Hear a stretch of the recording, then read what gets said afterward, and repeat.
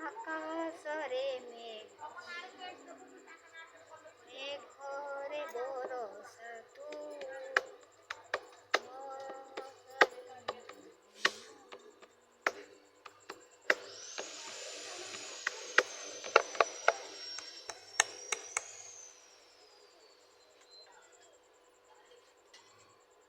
ଚାହେ। ଘରେ କିଛି ନଥାଏ ସ୍ତ୍ରୀ ଲୋକଙ୍କ କାମ ମର୍ଣ୍ଣିଂ ଇଭିନିଂରେ ଚାଲୁଛନ୍ତି।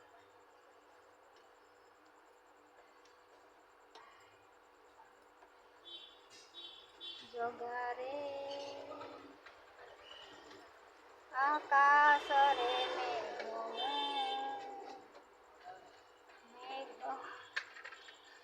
ଏ ପିଲାଟା ହଉଛି ଆତଙ୍କବାଦୀ।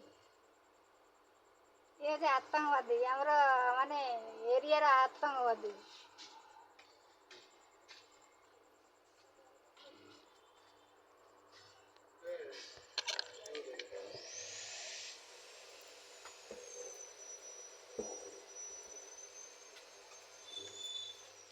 କଣ ସୁଗାର ହେଇଯାଇଛି? ସୁଗାର ଫ୍ରି ଏବେ ପିଉଛୁ ଦିନକୁ 3ଟା। ଆମେ କଣ ଡିଉ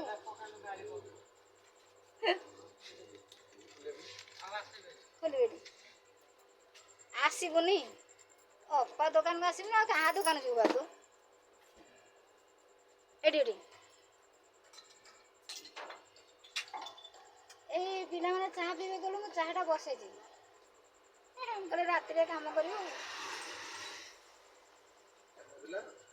ହଁ ଆସିଥିଲେ ନେଇଥିଲେ ଯାହା ପାଇଲାନି ତ, କହିଲେ ରାତିରେ କାମ କରିବେ ନା କଣ, ମୁଁ ଚାହା ବସେଇ।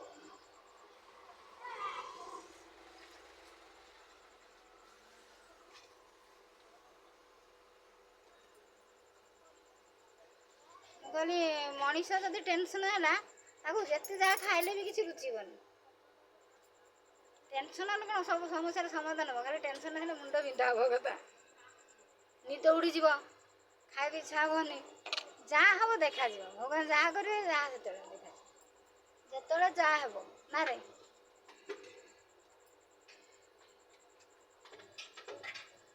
ବାକି ହେଇଛ ଆଜି ନହେଲେ କାଲି ସୁଝିବା।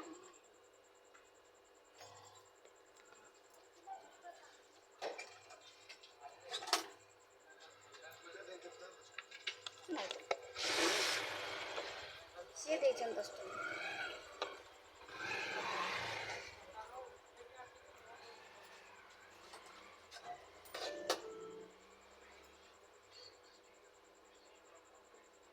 ଜଗତର ନାଥ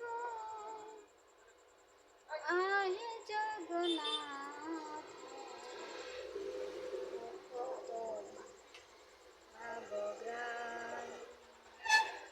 जगतर नाथ आहे जगन्नाथ।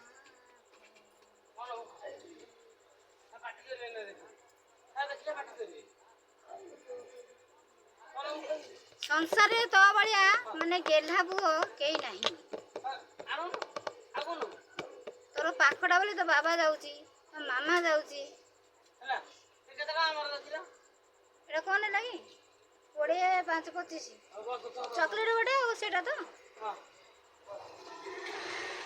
ଏ କଣ ଯାଇଥିଲା ଆଣିବା ପାଇଁ? ଆଣିବା ପାଇଁ ଯାଇଥିଲା।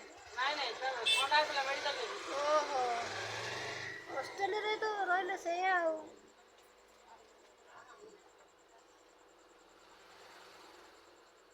ଭାଉଜ କି କହିବି ନୂଆ ଭାଉଜଙ୍କ କଥା, ମୁଁ ଟିକେ ମାଗିବାରୁ ସେ ହେଲେ ଗାରୁ ଗାରୁ, କହିଲେ ଯା ଯା ରେ। କିଏ? ମୋର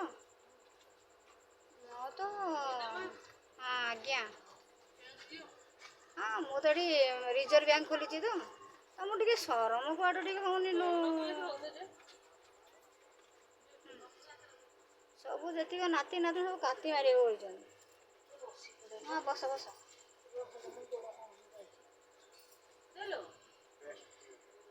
ଚେଞ୍ଜ ମୁଁ ଏଇନା ବା ୟାକୁ କଣ ତାଙ୍କର ଚେଞ୍ଜ ଦେଲି, ଥଣ୍ଡା ଆଣିକି ଦେଲେ ତ ସେଥିପାଇଁ